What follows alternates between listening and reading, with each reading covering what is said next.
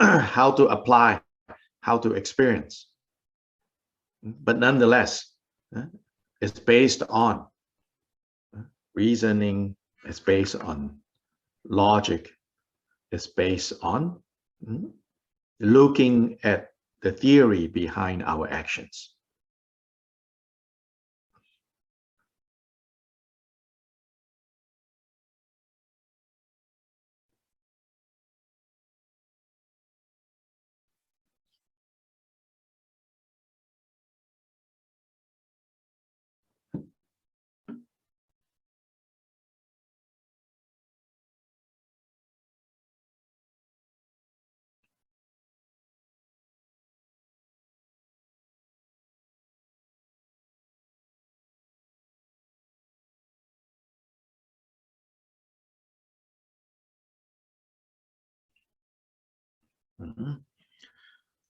So in this theoretical problem, basically you have two things. You have the general principles of the law of cause and effect, what we call the law of cause and effect. So the general principles of the law of cause and effect is only the person who planted the seed will be the taster of the fruit that comes later. So often it's said, it cannot be that I planted the seed and you eat the fruit. Law of karma doesn't work that way.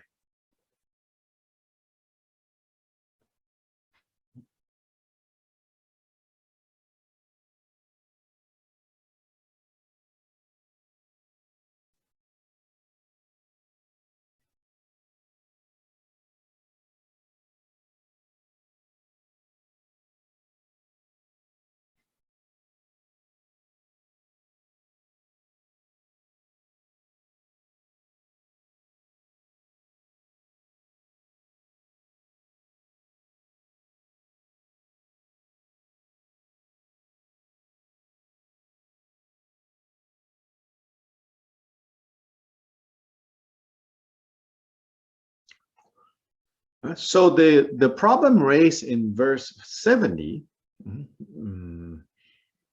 brings forth this problem. The question raised in verse 70 brings to the front this contradiction.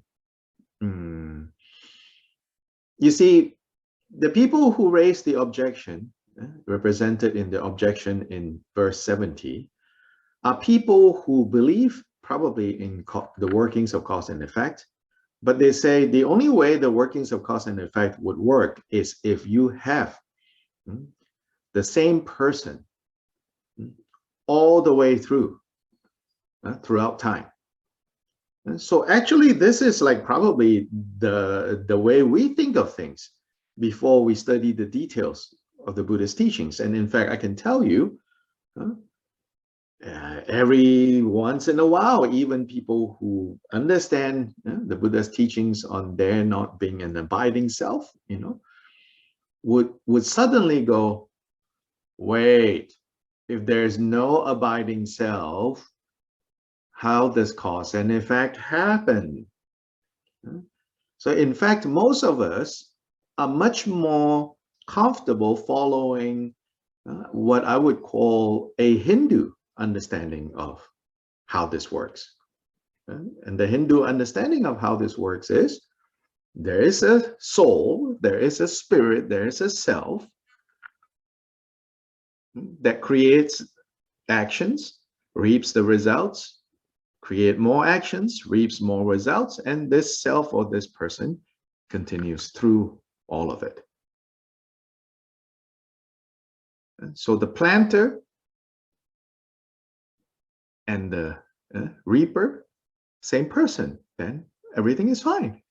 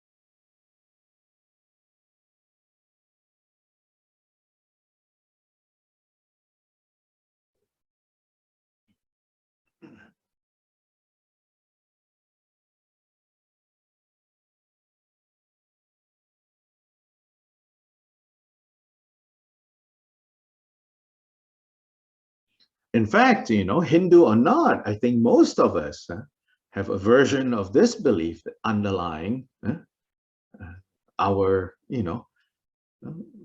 kind of the way we think about things, Oh yeah, there's some kind of, then you think, oh, in my next life, please may I become la la la, or like, oh, in my last life I was la la la la la, right?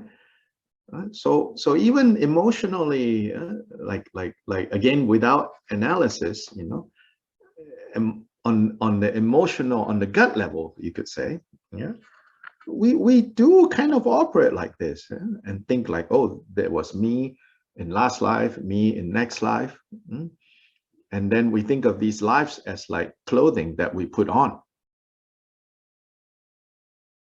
That each life is like a different set of clothing. Then we think fundamentally the wearer of the clothes is always the same. But of course, it's not the same. But we think of it as same.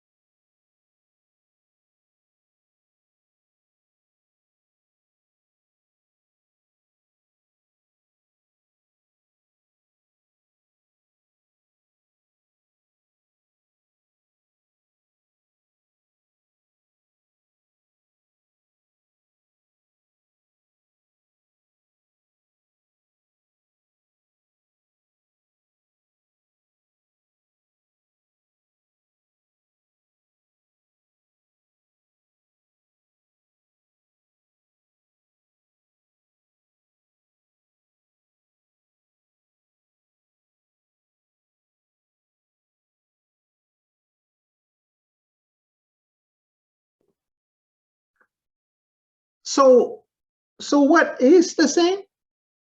Is like this person who wearing those clothes, right? So we know the clothes get changed, right? So that's analogous to, like, say, lifetime to lifetime, right? So those clothes get changed, right? Now then we say, but the person wearing the clothes also change. So if we don't want to think many lifetimes, we can just think this lifetime. The person wearing these, not only are these clothes that we wear different from lifetime to lifetime, and hopefully from day to day, or at least every 2 days, or in the pandemic, every year, every week, maybe you change your clothes. But now see how, even if we think, the wearer is the same thing, doesn't change. In fact, that is very imprecise. That is just based on projection. When you actually look closer, you'll see that that person also changes. So in that sense, correct. The person who created a particular set of causes is not the same person that experiences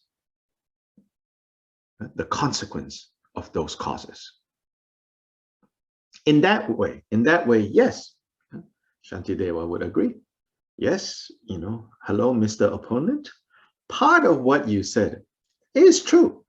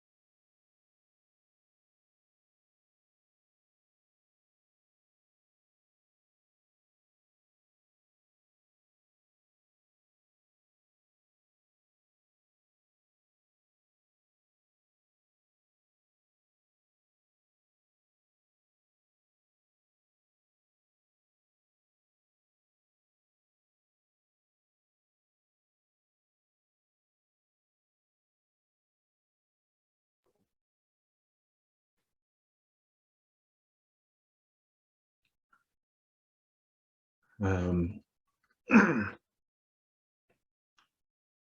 so, as a side point, right, because of modern science and its discoveries, we can see how, from the scientific point of view, yeah, this person here has never remained the same. Like every moment, right? Different cells which constitute this physical body are being born, disintegrating, and then pass out of existence. So it's a dynamic process. Then mentally, right, or the mental emotional experiences that we have from a scientific point of view, they are, right, they say chemicals, interacting and shooting, this bleeps of like, energy across and the brain here and there. So it's not the same person. But it's not the same person in the sense that I created causes, and Linda over in Wisconsin becomes the heir to the consequences that come from these causes. It's not the same person like that.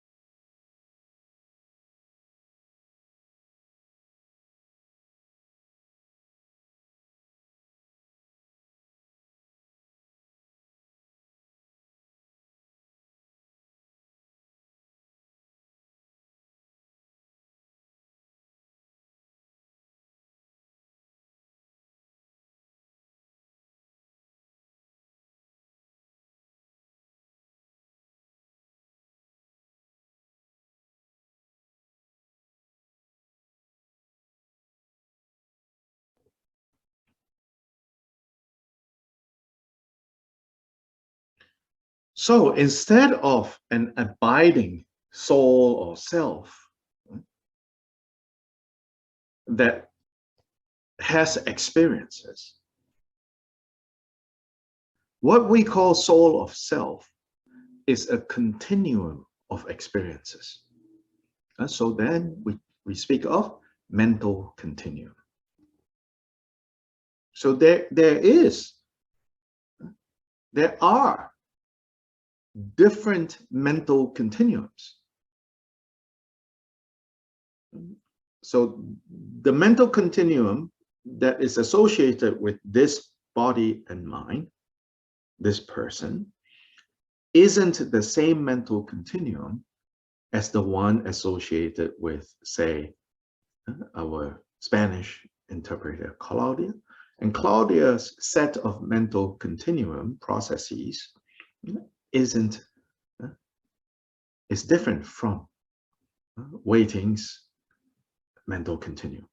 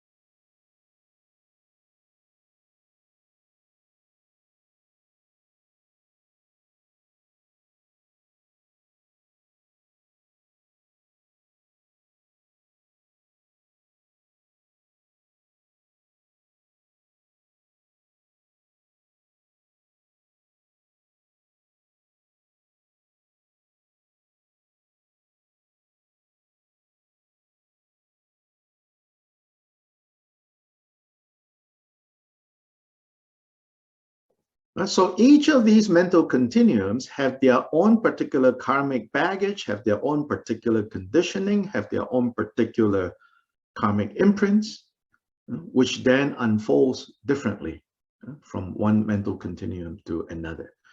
So the closest analogy I can think of is different rivers, different streams, different creeks, right?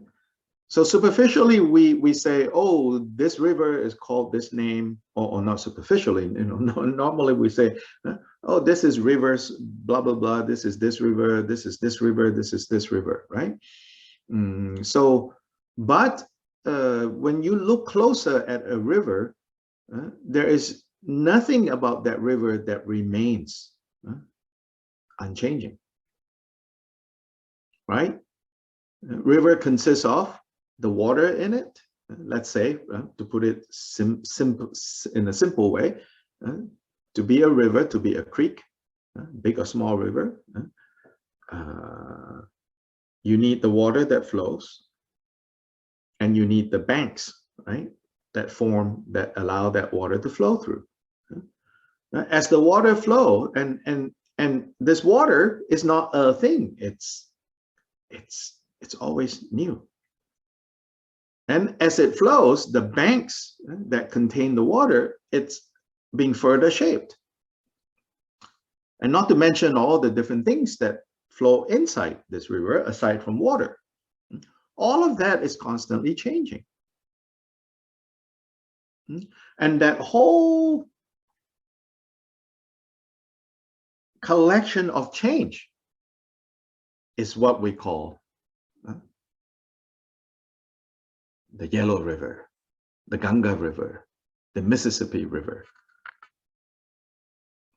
But the Ganga is not the same as the Mississippi. The Mississippi is not the same as the Yellow River in China. They're separate.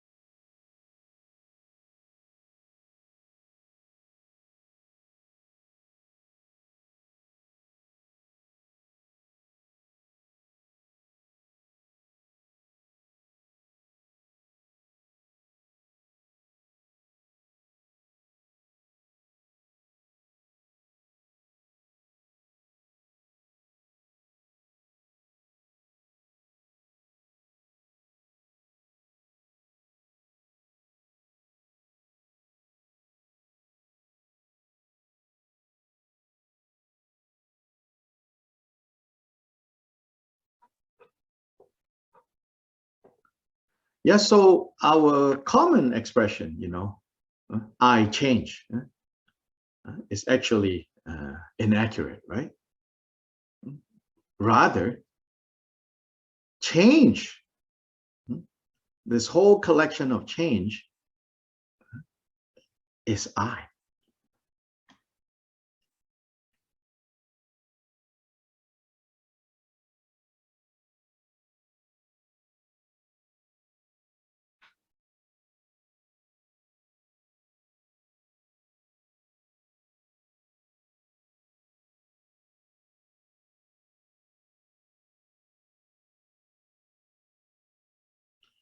So when we bring in the issue of karma, of cause and effect, then maybe what we can say is this.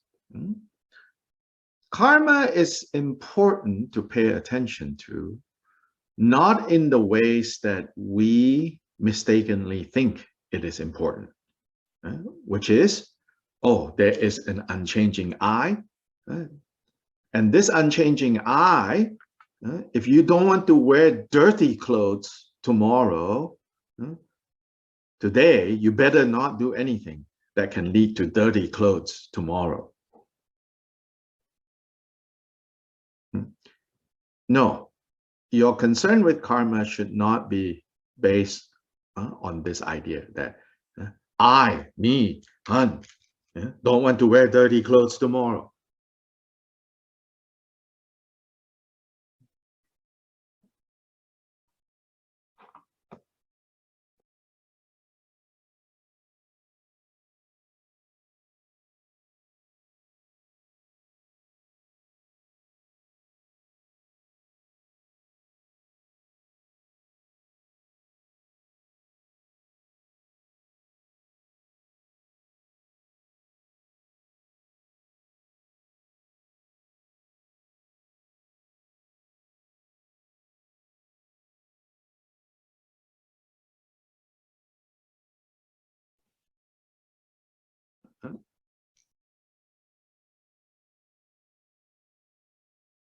Instead of that, what should it be?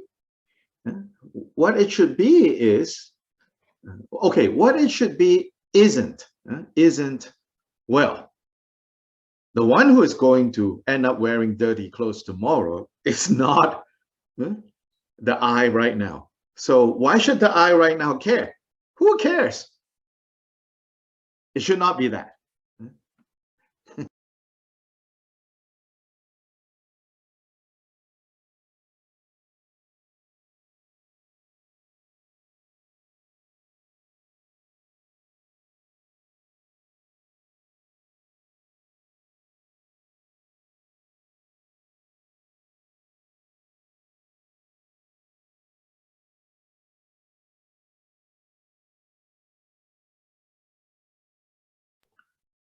Because the Hanlai that will be wearing the dirty clothes tomorrow continues, is the result of, is a continuum from the Hanlai right now. So to that degree, there is a very special connection between these two Hanlais, so to say. So this one can and should think beyond this moment and say, for the sake of the further down the river, I should take care of things now.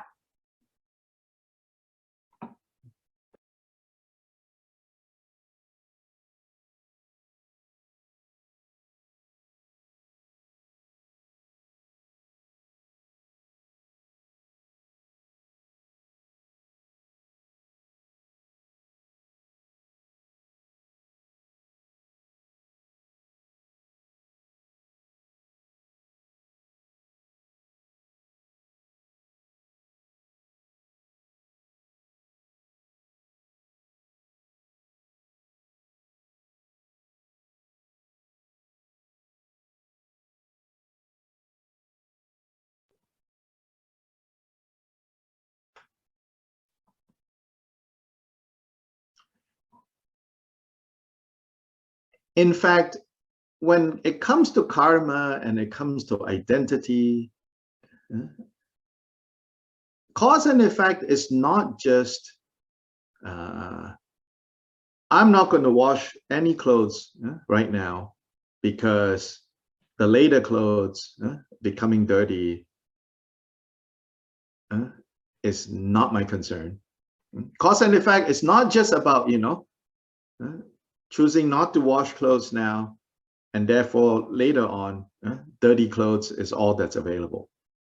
Cause and effect is also the body and the mind choosing not to wash clothes is the cause, and the effect is, at the later point, continuing from this set of body and mind processes, that particular moment, later moment, body and mind being miserable. Because there's no clean clothes to wear.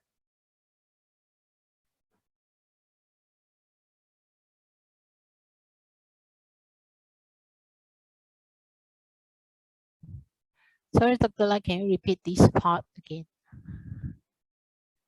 I cannot catch it. Can you hear me?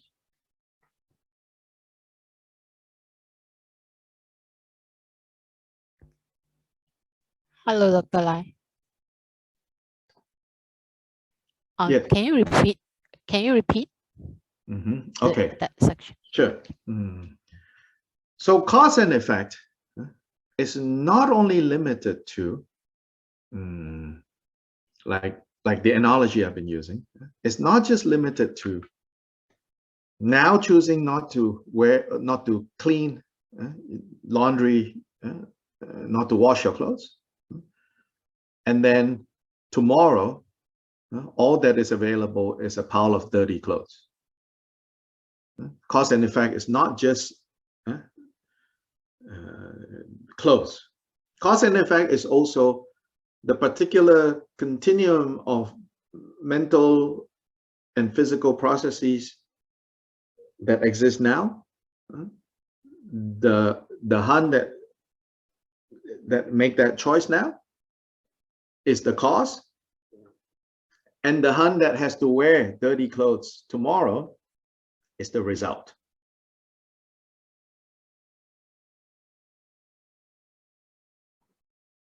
Cause and effects is in operation in both the clothes and the body and the mind that has to wear these clothes tomorrow.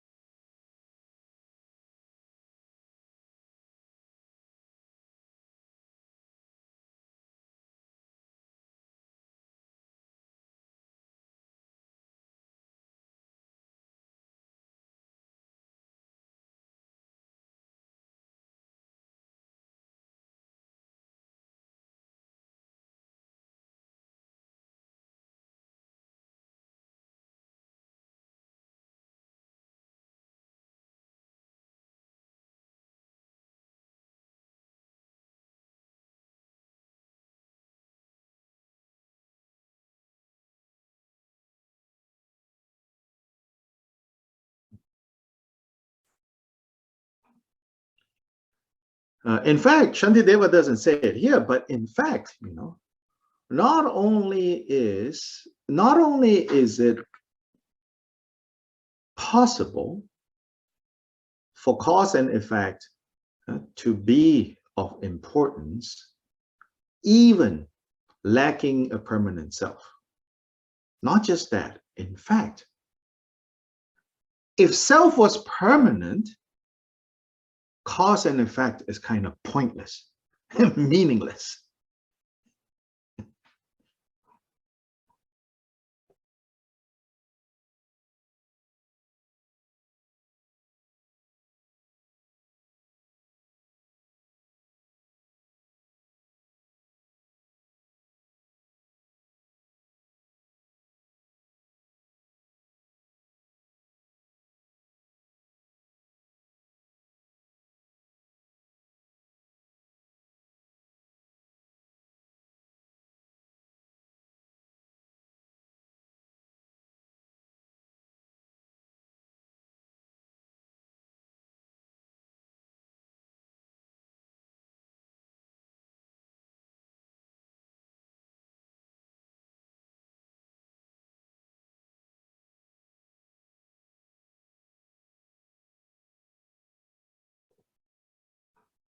Cause and effect actually becomes meaningless.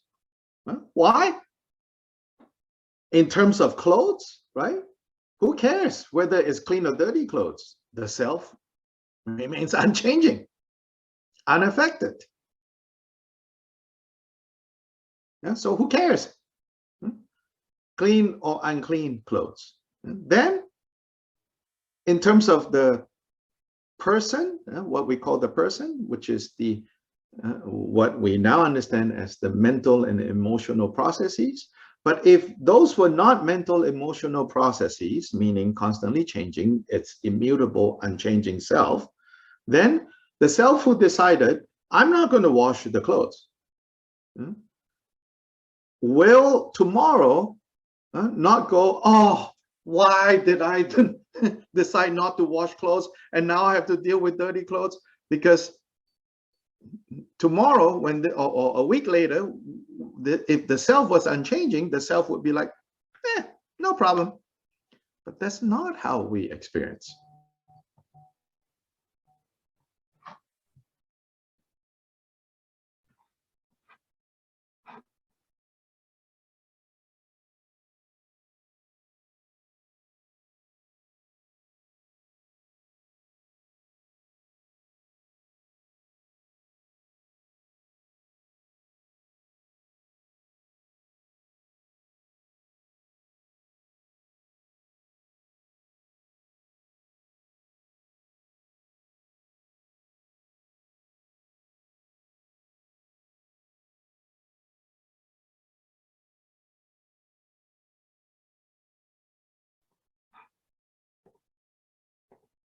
Yes, Judy?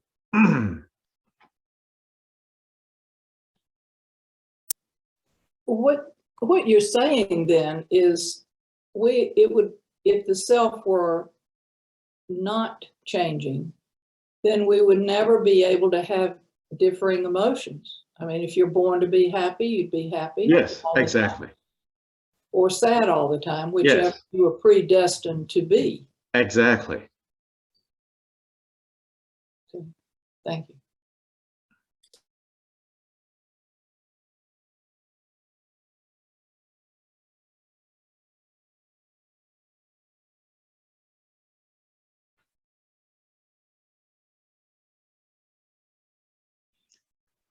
That's why, Nagarjuna, you could say Shantideva's boss.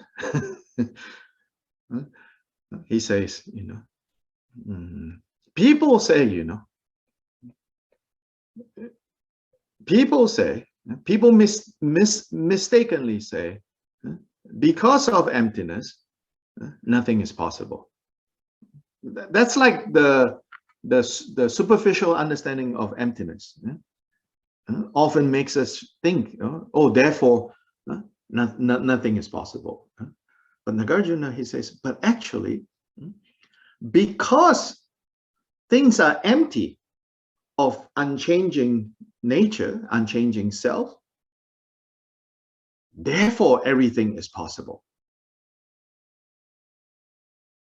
Otherwise, everything will be frozen, as you said, stuck. No change possible.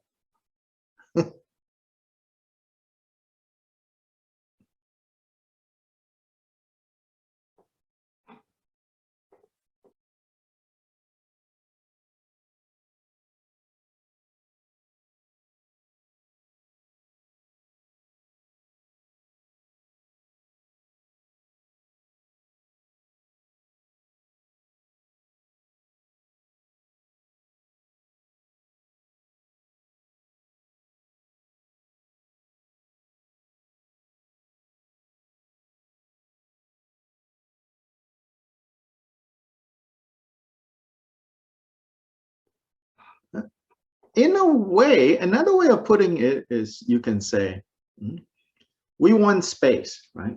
Why do we want space? All of us are saying, I need more space. I need more space, right? So I need more space in my life. I need more space. So we are referring both to like physical space and mental space, emotional space. We say, oh, I need space. I need space. Now, why do I need space? Because so that I can put things in there. I mean, if you think about it, really, right?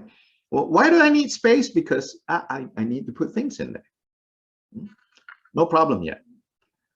But when we start putting things in space, and then when we forget you know, and we get stuck on things. Then we keep putting more things, and then more things, and then more things. Then we run out of space, or at least our experience of space becomes more and more limited. This is how we build up this false sense of self. So the Buddha doesn't have any problem with self, limited sense of self. It's when this sense of self turns into a fixated self, and even like a philosophically reasoned, unchanging self. It's analogous to, I have space, so now I put some things in that space, but then I get addicted to putting things in space. Then more, and then more, and then more, and then you become what like they call hoarders, you know, and you're stuck. That is when things become a problem.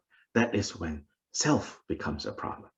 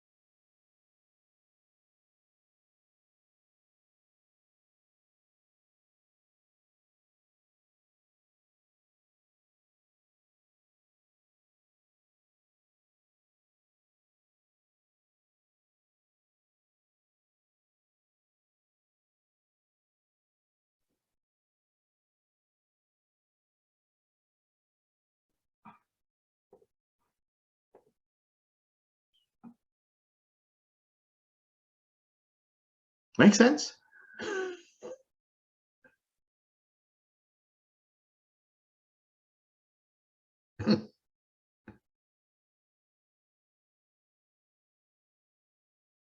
Yeah, the relationship of, you know, like the analogy of space. Space is sort of like the emptiness. Yeah, and then things, forms. Form is like self. So it's not, the Buddha is not saying, you know, like absolutely no self whatsoever exists.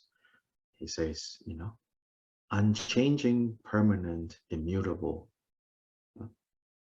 not interdependent, completely independent self. That kind of self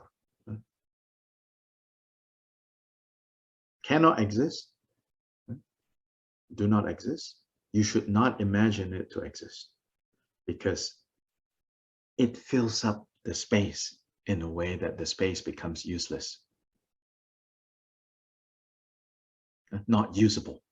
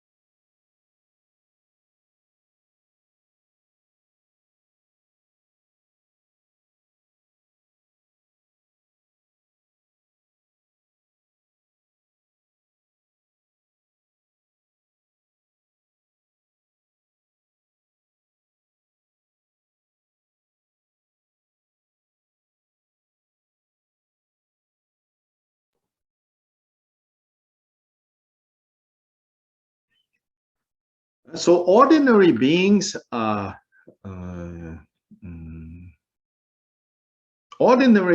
suffer the problem of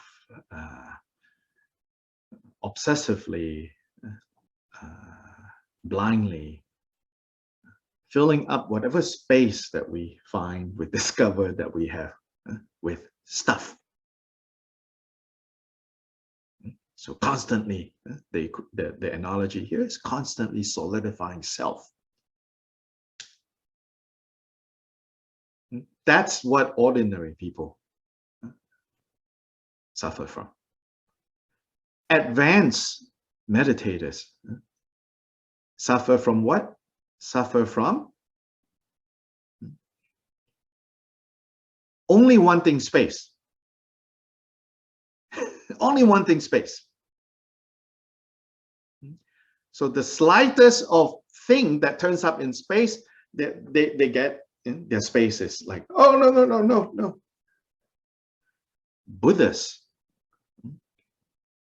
complete freedom, not fettered by space, not fettered by forms.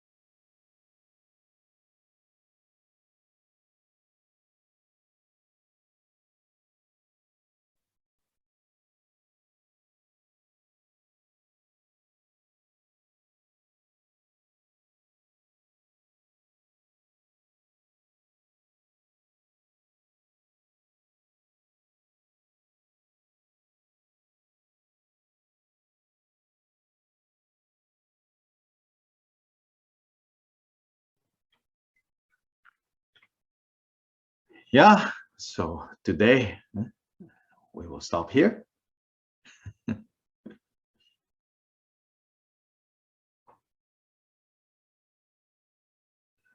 Too early in the week to give everyone a headache.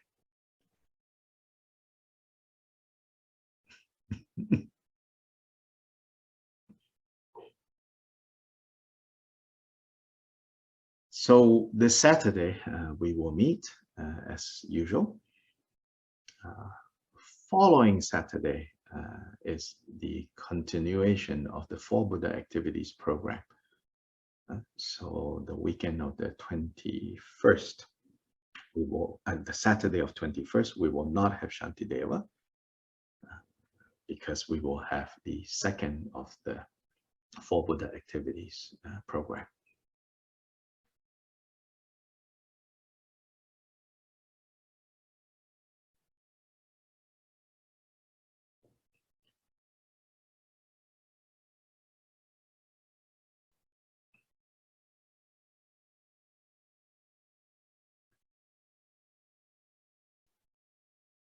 So we will meet this Saturday and next Tuesday.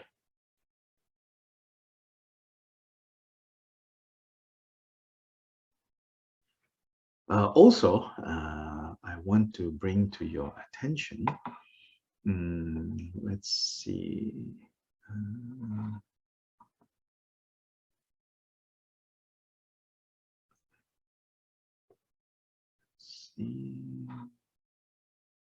I cannot see if people are still, oh yes, Omar is here.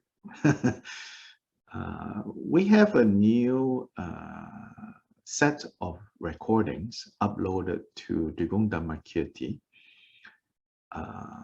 under the Lojong section. Basically, we have a set of audio files that have been edited and made available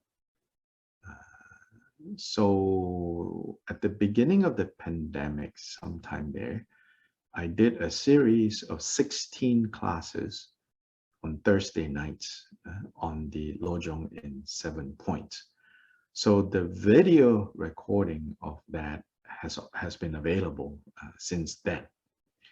What we have now is audio files that have been edited so that all the announcements and the chit chat and the breaks and blah, blah, blah are taken out, and only the teachings in audio files. So smaller files, more smooth to listen to. They're now available for download and for listening.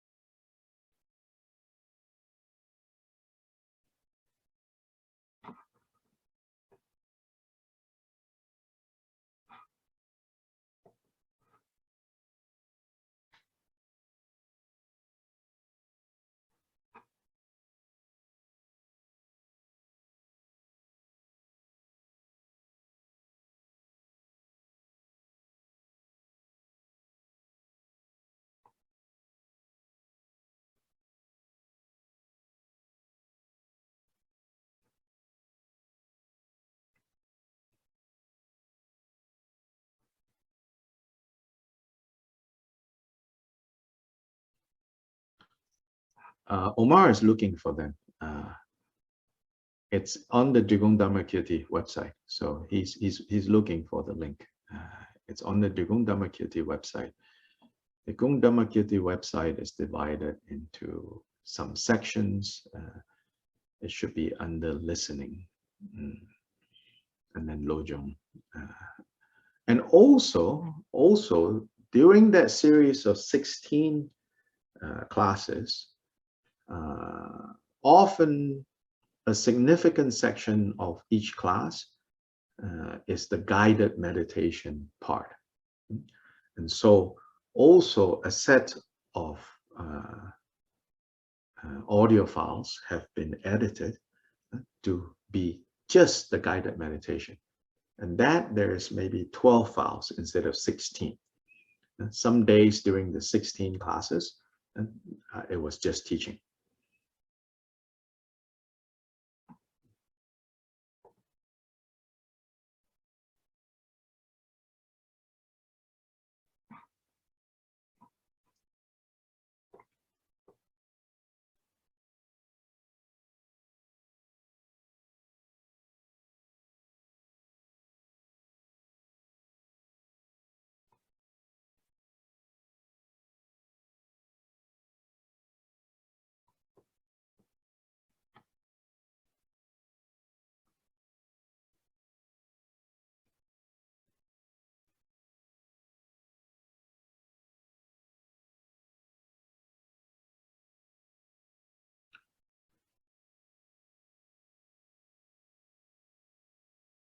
This offering of audio files, edited audio files, is a gift from Jeff, one of our participants in this series. Jeff, on his own initiative, decided to edit down these files and to make them available. So this is what we mean when we say make offerings to the Dharma. Offering to the Dharma is offering Dharma to others. And so we accumulate merit by making offerings to Buddha, Dharma, Sangha. So how do we make offerings to Dharma? By offering the Dharma to others, such as what Jeff did, such as our interpreters, Claudia, Antonio, Waiting, such as, other people who have, help in loading files, uploading files, sharing links. All of this is offering to the Dharma. So we should rejoice in such activity, and also hopefully others will be inspired to do what you can to help this, to all make offerings to the Dharma by offering Dharma to others.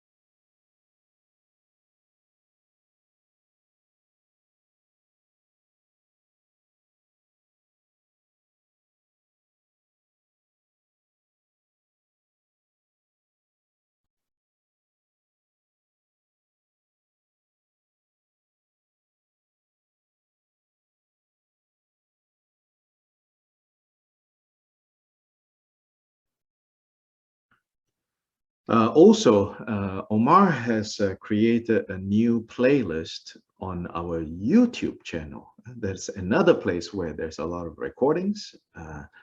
So this playlist on our YouTube channel is called Drops of Wisdom, I think, or something like that.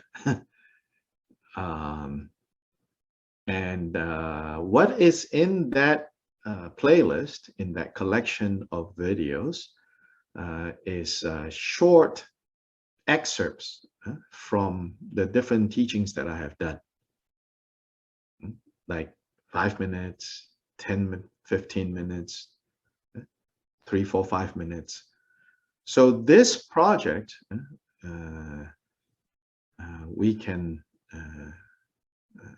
help in, which is when you are listening to the teachings, any of the teachings, whether live or maybe going back to listen, when you find like a section, right, of like a few minutes, 3 to 5 minutes, 5 to 10, 15 minutes, that you think it's good, that can be edited into just one short thing.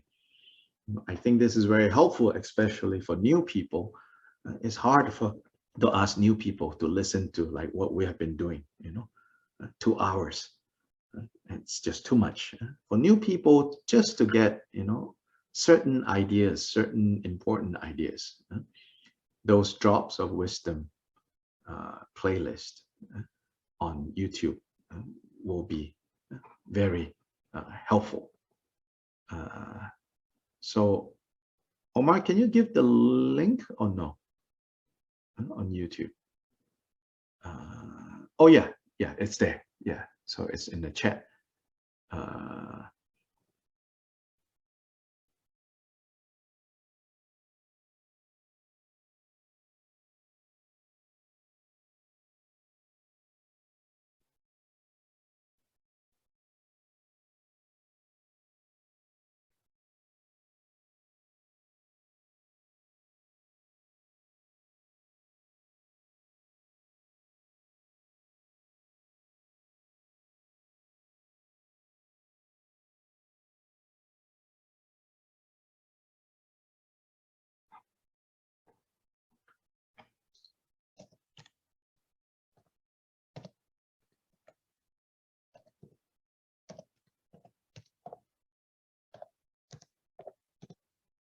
For that, to contribute to that, like, if you hear something, you say, oh, I think this will be a nice clip to put in that collection. You send an email, to info@dugongdharmakirti.com, and please provide, like specific, like, the link to that video, and then say, from this minute, this second to this minute, this second, please do it that way. Please don't, send us an email and say, last 2 weeks, I heard Dr. Lai said something about this, that. Would be nice to put it on. That's not helpful at all, because we don't have, people being paid to just do things. You know, all of us are volunteers.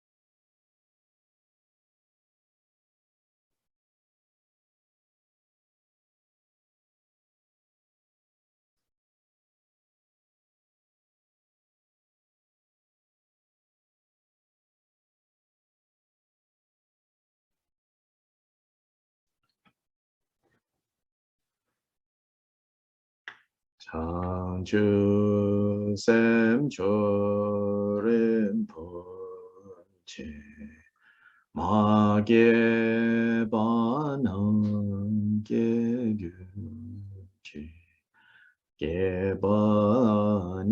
반매바 고내공dumbelwer 쇼. One final thing, especially in this series, you know, or any series that are being translated, then to also do this, you know, to edit the files down to without breaks, without pause, just in English or in Chinese or in Spanish, you know, that's also very helpful for us to provide as a resource to others later. And so think about that, you know, if you have proficiency with, you know, computers, then that will be very helpful.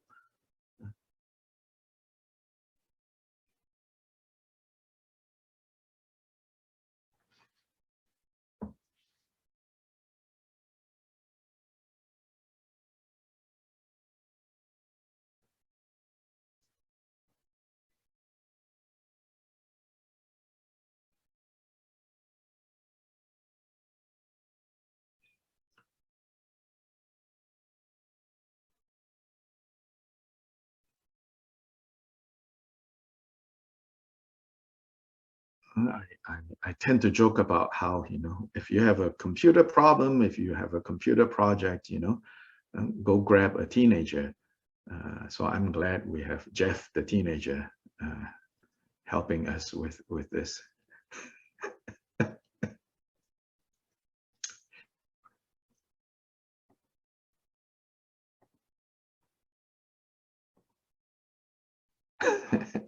Thank you, Jeff.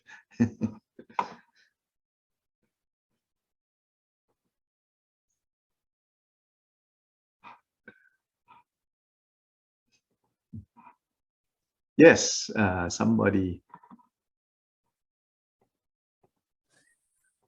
Dr. Lai.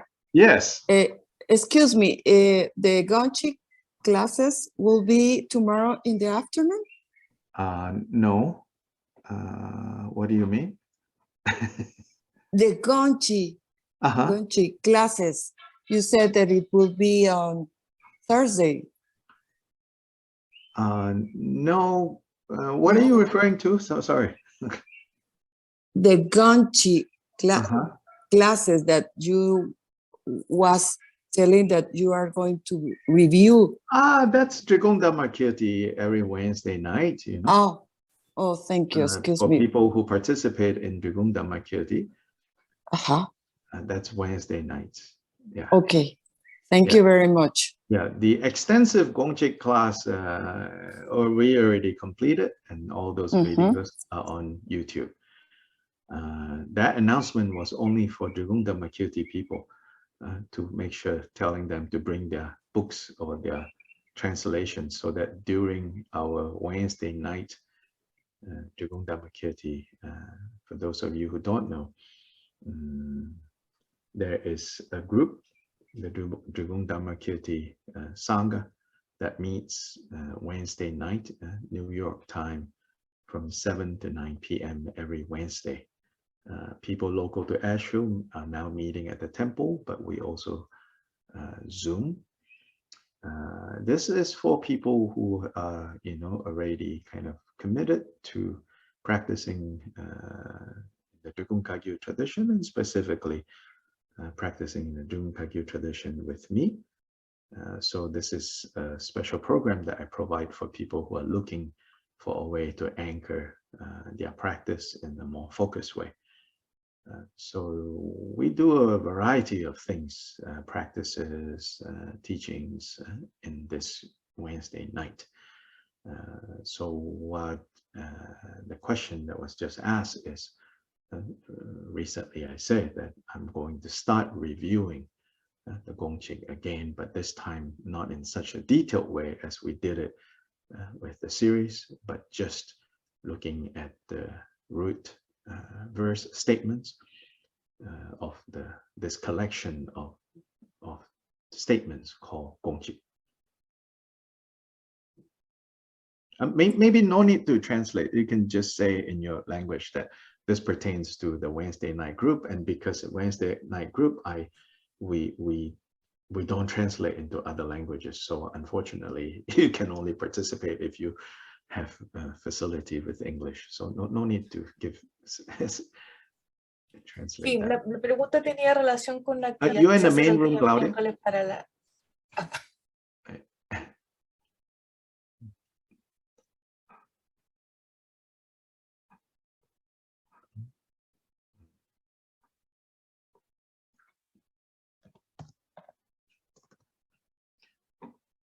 So those of you who are interested in this Drikung Dhammakirti, if you want to know more, then please write to also info@drikungdhammakirti.com.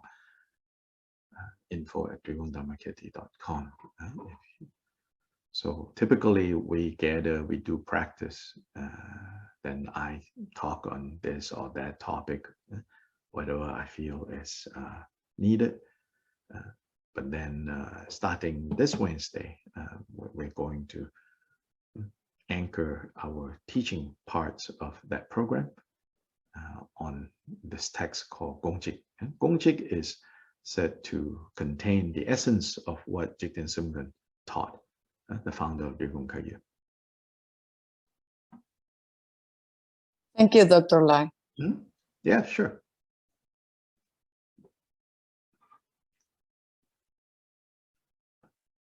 Anna Isabel knows that I am shy about advertising Drikung Dhammakirti, so she's doing it for me.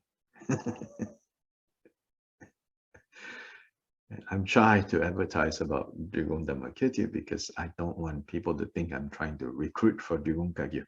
I have no interest in recruiting for this or that lineage or this and that. We practice Buddhist teachings basically. That's the most important thing. Nobody should feel pressured to join this or that. So if you don't hear much about Drikung Dhammakirti, it is also not because it's a secret club and only those who have proved themselves, like Fight Club, to deserve it can join Fight Club. No, it's not because of that. It's just I don't want people to feel pressured.